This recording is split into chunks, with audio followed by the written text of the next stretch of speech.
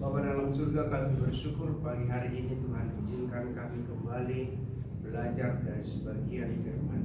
Kami mohon penerangan dari Tuhan, berikan hikmat kemampuan bagi kami untuk memahaminya. Berkati hamba-Mu yang terbatas, berkati kami semua yang mendengar, supaya kami diberkati, diteguhkan melalui kebenaran Tuhan. Kristus Yesus kami berdoa. Amin. Amin.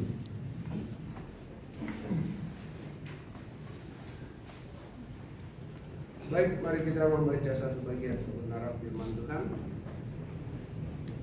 yang terdapat di dalam Habakuk pasal yang ketiga ayat 17 sampai dengan 19. Kitab Habakuk pasal yang ketiga ayat 17 sampai dengan ayat 19.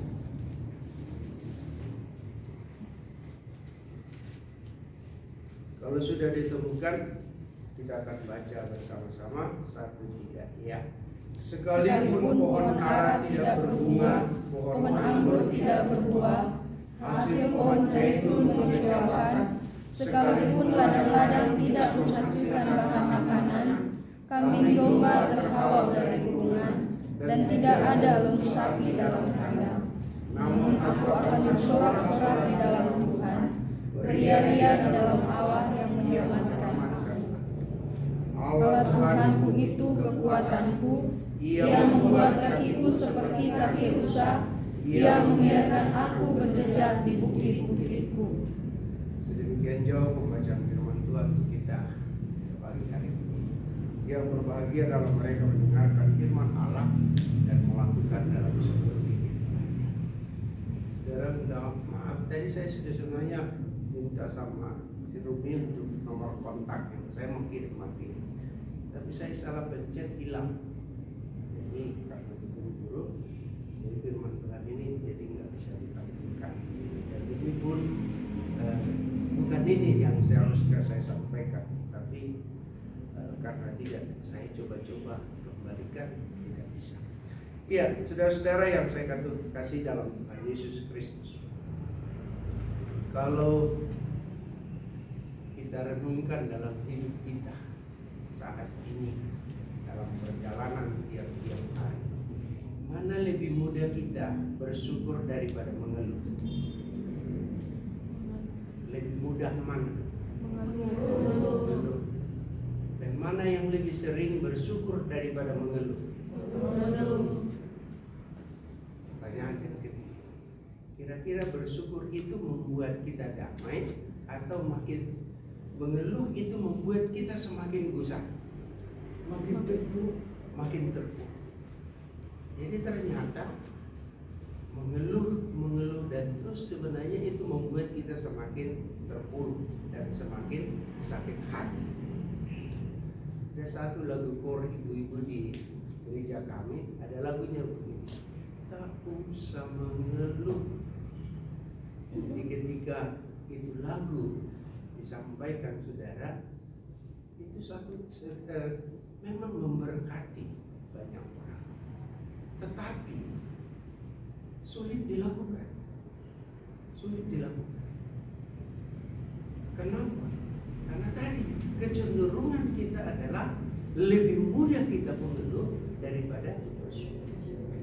Saudara-saudara yang saya kasih dalam Tuhan Yesus, ada satu bagian kebenaran firman Tuhan yang kita mau belajar di pagi hari ini dari seorang nabi. Seorang nabi yang hidup pada sebuah kondisi yang sangat sulit. Yang nampaknya pertolongan Tuhan seakan-akan tidak ada.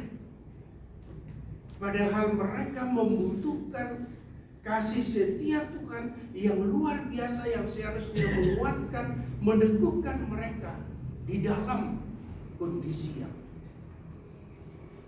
Saudara-saudara, kalau kita coba perhatikan kondisi yang ada pada waktu itu, dikatakan di sini, sekalipun pohon ara tidak berbunga, pohon anggur tidak berbuah, hasil pohon zaitun mengecewakan, sekalipun ladang-ladang tidak menghasilkan bahan makanan, kambing domba terhalau dari kurungan, dan tidak ada lembu sapi. Bayangkan, ini sebuah kondisi yang sangat-sangat sulit yang dihadapi oleh bangsa pada waktu itu. Karena apa? Dari segi hasil tanaman, hasil ternak itu nihil sama sekali. Padahal inilah yang seharusnya yang memberikan sebuah solusi, sebuah jalan keluar terhadap kehidupan mereka. Tapi Nabi pada waktu itu menggambarkan sebuah kondisi yang memang tidak ada harapan sama sekali. Tidak ada harapan. Namun dia katakan, namun aku akan bersorak-sorak di dalam Tuhan, beria-ria dalam Allah yang menyelamatkan. Saudara, saya kira ini tidak mudah. Tidak mudah. Yang mudah memang ketika semua sukses, sebuah berjalan dengan baik, sesuai dengan target program, rencana kita bisa berkata, puji Tuhan, haleluya. Kita bisa katakan. Tapi kalau kondisi ini terjadi di dalam kehidupan pribadi kita, mampukah kita belajar seperti Habakuk ini? Dia berkata, namun aku akan bersorak-sorak dalam Tuhan, beria-ria dalam Allah yang menyelamatkan aku. Satu buku saya pernah baca, dia bilang, orang yang menunjukkan orang yang betul bertumbuh secara rohani dan hidup secara rohani yang luar biasa ketika dia mengalami persoalan yang sulit. Mampukah dia berkata, puji Tuhan, Tuhan masih izinkan saya dan ada rencana yang indah buat saya. Kalau itu dia bisa keluarkan, itu satu bukti dalam situasi apapun dia tetap tangguh dalam menghadapi segala sesuatu. Tapi ketika ada persoalan, pergumulan, tantangan, dicari kambing hitam, siapa biang kerok dan segala macam, bahkan mempersalahkan orang lain, lebih-lebih mempersalahkan Tuhan, berarti kehidupan kerohaniannya masih dalam bentuk sebuah pertanyaan yang luar biasa. Saudara-saudara yang saya kasih dalam Tuhan Yesus Kristus, ketika saya merenungkan ini, saya mencoba merenungkan mengapa Habakuk bisa berkata sedemikian rupa. Habakuk bisa mengatakan, namun aku akan bersorak-sorak dalam Tuhan, beria-ria dalam Allah yang menyelamatkan aku. Saudara, jawabannya ada di dalam ayat 9. Karena dia sadar, yang pertama saudara, karena dia tahu, dia bilang, Allahku, Tuhanku, itu kekuatan. Saudara yang pertama kita melihat bahwa dia sadar bahwa Allah lah yang berdaulat di dalam seluruh kehidupannya. Dia katakan, Allah Tuhanku itu kekuatanku. Dia mau mencoba menempatkan Allah menjadi sumber kekuatan yang luar biasa. Teman, orang lain, saudara, rekan sekerja mungkin tidak bisa memberikan sebuah kekuatan, peneguhan atas seluruh kehidupan kita. Tapi penulis ini berkata bahwa Tuhan adalah kekuatan. Artinya dia sadar bahwa dia Allah yang berdaulat di dalam seluruh kehidupan. Sehingga tak kala persoalan ini datang, kesulitan ini pun itu ada dalam pengetahuan. Itu ada dalam pengetahuan. Karena dia sadar satu-satunya yang memberikan kekuatan di dalam seluruh kehidupannya hanya Allah. Saudara-saudara yang saya kasih dalam Tuhan Yesus Kristus, artinya yang mau kita belajar di sini, mari kita memberi sebuah konsep pemahaman dalam diri kita. Hanya Tuhan yang berdaulat. Manusia hanya bisa berencana, tapi yang menentukan itu hanya Tuhan. Enggak ada sesuatu pun yang bisa manusia boleh mengatur tanpa atas kendalinya Tuhan. Dalam Matius dikatakan, sehasta pun nggak bisa manusia menambahkan usia. Saudara yang saya kasih dalam Tuhan Yesus Kristus,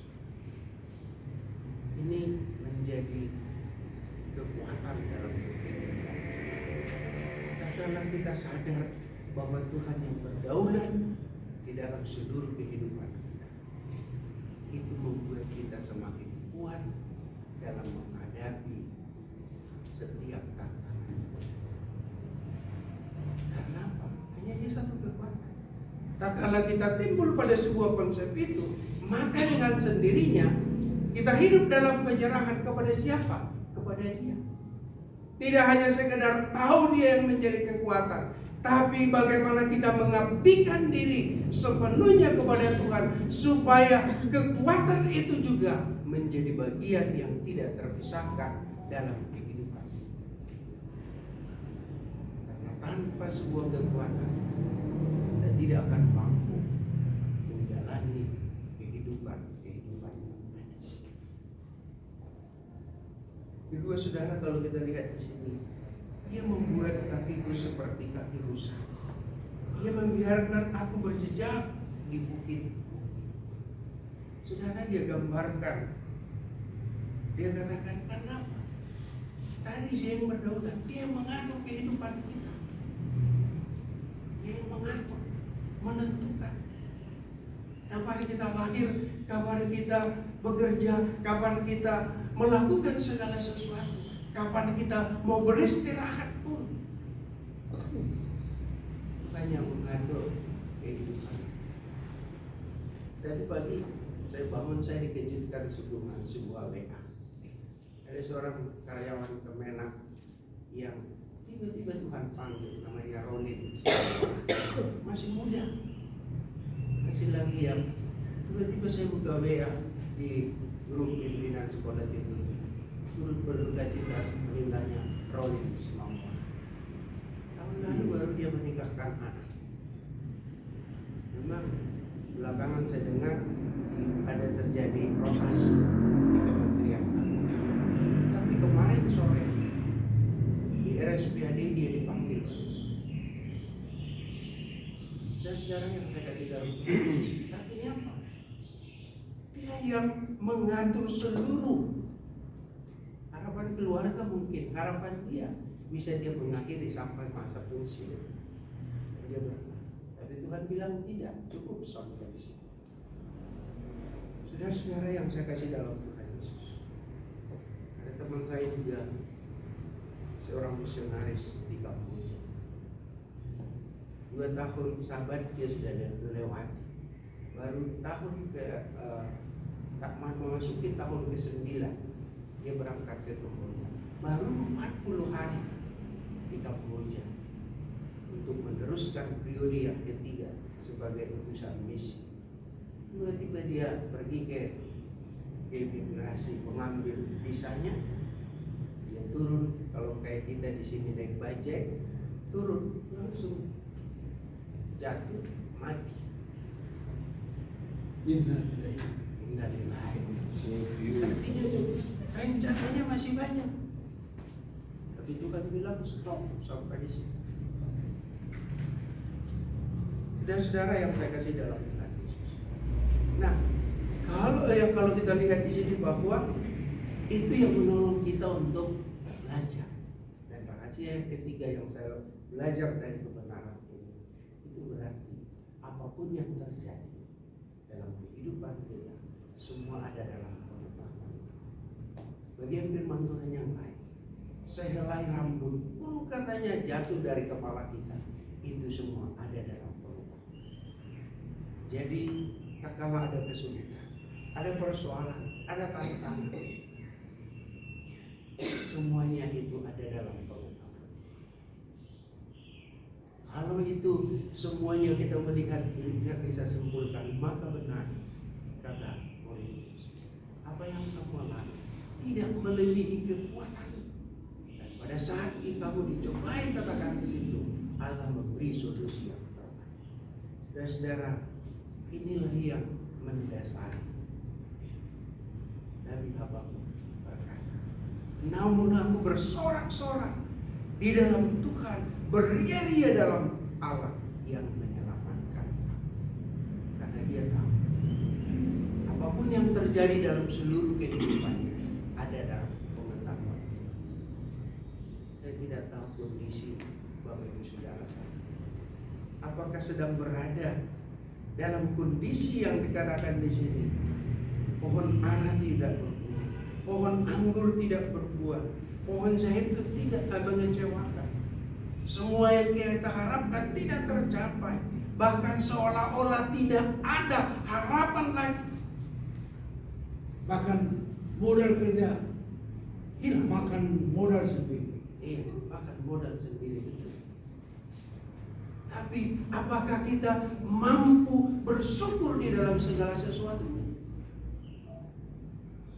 Amerika SM pun berpikir jauh ke depan. Karena apa? Saya tadi berpikirnya begini. Laporan ke saya hari Minggu yang lalu yang tinggal 8 orang. Itu yang harus dikasih makan. Ternyata saya lihat masih banyak manusia-manusia. Terus berarti ini anggaran nambah. Tadi saya bilang ke Bapak Martin, siapa-siapa yang di sini? Masih banyak Pak. Berarti anggaran naik. Pemasukan tetap kan? Ya Pak Ketua Yayasan. Pemasukan tetap. Mau apapun yang terjadi, nggak peduli Pak Cesar itu. Kecuali mujizat terjadi. Hatinya digerakkan, Pak gelas nih, gua kasih bonus nih, gitu. Iya Pak Cesar. Kecuali cair apanya tendernya ya Pak ya. Amin. Bernyanyi dulu. Badai topan datang menerpa, ku tak takut sebab Tuhan serta. Topan badai topan datang. Itu luar biasa. Jadi saya kira apa yang dialami oleh Habakuk sebenarnya menjadi sebuah pelajaran bagi kita. Jadi Pak Moses bilang, sekalipun badai topan datang, aku tidak takut. Ada sebuah kekuatan yang luar biasa. Saudara-saudara yang Tuhan Yesus kasih, firman Tuhan pagi hari ini di awal bulan Juni ini, mari kita belajar dari Habakuk. Saya tidak tahu apa yang menjadi persoalan kita ke depan, tapi yang pasti adalah Tuhan menjadi kekuatan. Amin. Persoalan apapun yang ada, tagala Tuhan di pihak kita, Dia memberi kemenangan bagi kita. Ya, sepanjang juga katakan, Tuhan Allah ada di antaramu sebagai pahlawan yang memberikan kemenangan. Persoalannya adalah kita jadikan Dia pahlawan. Kita jadikan Dia menjadi kekuatan dalam kehidupan kita. Kalau itu yang terjadi, maka kita belajar dari kehidupan Habakuk. Sekalipun pohon ara tidak berbuah, pohon anggur tidak berbuah, pohon zaitun mengecewakan, sekalipun ladang tidak menghasilkan bahan makanan, kambing domba terhalang, lembu sapi di kandang juga tidak ada. Dia bilang, namun aku bersorak-sorak. Biar firman Tuhan ini terus menguatkan kita. Ketika kita diperhadapkan dengan masalah, mari kita ingat Habakuk yang berkata, aku akan tetap bersorak-sorak, karena itu yang menjadi kekuatan kita. Mari kita semua hidup di dalam kebenaran. Memang ini tidak gampang, tapi kita harus belajar, karena firman Tuhan sudah tertulis, itu ya dan amin. Ya dan amin. Memang menurut kekuatan kita tidak mampu, tapi jika kita hidup dalam penyerahan kepada Tuhan, maka kita akan mampu melakukan segala sesuatu. Tuhan memberkati kita. Kita berdoa. Kami bersyukur untuk firman-Mu yang singkat yang kita merenungkan di pagi hari ini. Ialah pengalaman dari Habakuk menjadi kekuatan dalam kehidupan. Biar badai topan pun menghantam kehidupan kami. Kami percaya Tuhan bersama dengan kami yang akan memberikan kekuatan. Karuniakan iman kepada kami untuk terus hidup dalam penyerahan, supaya kami tetap kuat dalam menghadapi setiap tantangan dan persoalan. Terima kasih Tuhan, Hamba-Mu dalam menguraikan sangat terbatas, tapi Dialah Allah yang tidak terbatas itu memberikan pengertian, pemahaman, sehingga kami semua menjadi pelaku-pelaku. Di dalam nama Tuhan Yesus kami berdoa. Amin. Amin.